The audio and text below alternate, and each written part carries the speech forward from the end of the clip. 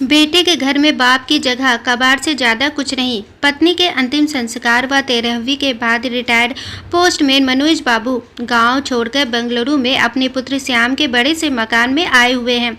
श्याम बहुत मनोहार के बाद यहां ला पाया है। यद्यपि वह पहले भी कई बार प्रयास कर चुका था, किंतु अम्मा ही बाबूजी को यह कहकर रोक देती थीं कि कहाँ वहाँ बेटे बहू की जिंदगी में दखल देने चलेंगे। यही ठीक है, सारी जिंदगी यहीं गुजरी है और जो थोड़ी सी बची है उसे भी यहीं रहकर काट लेंगे। ठीक है ना? मनोज बाबू का मन हमेशा आने को कहता, लेकिन पत्नी के ऐसा कहने से उनकी इच्छा मर जाती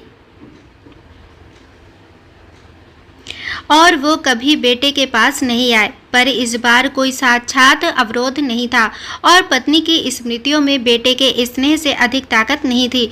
इसलिए मनोज बाबू बेंगलुरु आ ही गए हैं। वहाँ अकेले पत्नी के बिना रहना मुश्किल था। घर काट खाने को दौड़ता। पत्नी थी तो एहसास नहीं होता था, लेकिन अब मनोज बाबू को पत्नी की यादों के सहारे रहना बड़ा मुश्किल था। श्याम एक बड़ी मल्टीनेशनल कंपनी में इंजीनियर है। उसने आलीशान घर व गाड़ी ले रखी है। सुख सुविधा की हर चीज घर में है। घर में घुसते ही मनोज जी ठिठक कर रुक गए। गुदगुदे मैट पर पैर रखे ही नहीं जा रहे थे। उनके दरवाजे पर उन्हें रुका देख कर श्याम बोला, आइए बाबूजी, अंदर आइए। वहाँ क्यों रुक गए? बेटा, मेरे गंदे पैरों से यह कालीन गंदी तो नहीं हो जाएगी? बाबूजी, आप उसकी चिंता ना करें। आइए यहाँ सोफे पर बैठ जाइए। सहमे हुए कदमों में चलते हुए मनोज जी जैसे ही सोफे पर बैठे तो उनकी चीख निकल गई। अरे रे, मर गया रे। उनके बैठते ही नरम और गुदगुदा सोफा की गद्दी अंदर तक धंस गई थी। इससे मनोज जी चिहुक कर चीख पड़े थे, क्योंकि ये सब उनके लिए नया था। उन्होंने कभी ऐसी चीजें देखी नहीं थी। मनोज बाबू बहुत खुश थे। चाय नाश्ता करने के बाद श्याम ने मनोज जी से कहा, बाबूजी, आइए आपको घर दिखा दूं अपना। जरूर बेटा, चलो। बाबूजी, यह है लॉबी जहां हम लोग चाय पी रहे थे। यहाँ पर कोई भी मेहमान आता है तो चाय नाश्ता और गपशप होती है। यह डाइनिंग हॉल है, यहाँ पर हम लोग खाना खाते हैं। बाबूजी, यह रसोई है और इसी से जुड़ा हुआ यह भंडार घर है। यहाँ रसोई से संबंधित सामग्री रखी जाती है। यह बच्चों का कमरा है।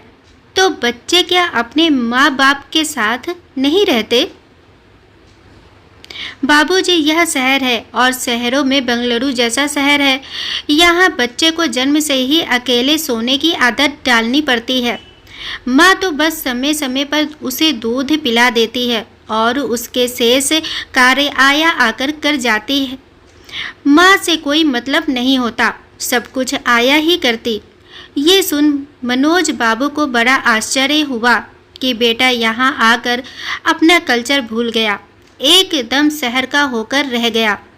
थोड़ा ठहर कर श्याम ने आगे कहा, बाबूजी, यह आपकी बहू और मेरे सोने का कमरा है और इस कोने में यह गेस्ट रूम है। कोई मेहमान आ जाए तो यही ठहरता है। यह छोटा सा कमरा पेट्स के लिए है। कभी कोई जानवर, कुत्ता आदि पाला गया तो उसके लिए व्यवस्था कर रखी है। सब कुछ देख मनोज बाबू बड़े खुश थे।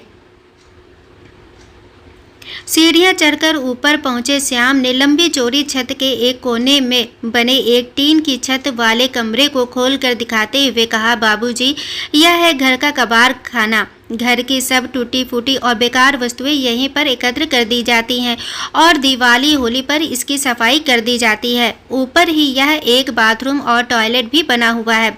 मनोज ने देखा कि इसी कबाड़ खाने के अंदर एक फोल्डिंग चारपाई पर बिस्तर लगा हुआ है और उसी पर उनका झोला रखा हुआ है। मनोज जी ने पलट कर बेटे की तरफ देखा, किंतु वह नीचे जा चुका था।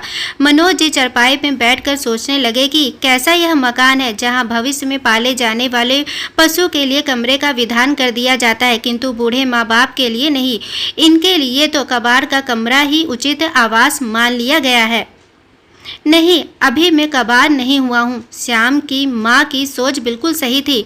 मुझे यहाँ नहीं आना चाहिए था। अगली सुबह जब श्याम मनोज के लिए चाय लेकर ऊपर गया तो कक्ष को खाली पाया। बाबूजी का झोला भी नहीं था। वहाँ उसने टॉयलेट व बाथरूम भी देख लिए, किंतु बाबूजी वहाँ भी नहीं थे। वह झट से उतरकर नीचे आया तो पाया कि मेन गेट खुला हुआ है।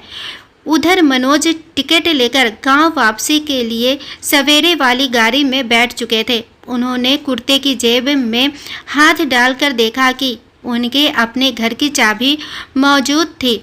उन्होंने उसे कसकर मुट्ठी में पकड़ लिया।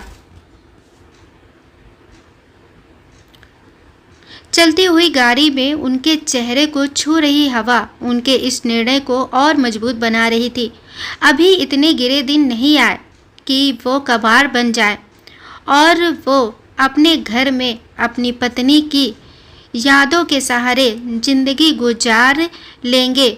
मनोज जी क्या सोच कर आए थे और यहाँ उनको क्या मिला? सारी खुशियाँ बस थोड़ी देर की थी। मनोज जी ने सोचा, अपने दम से दम है।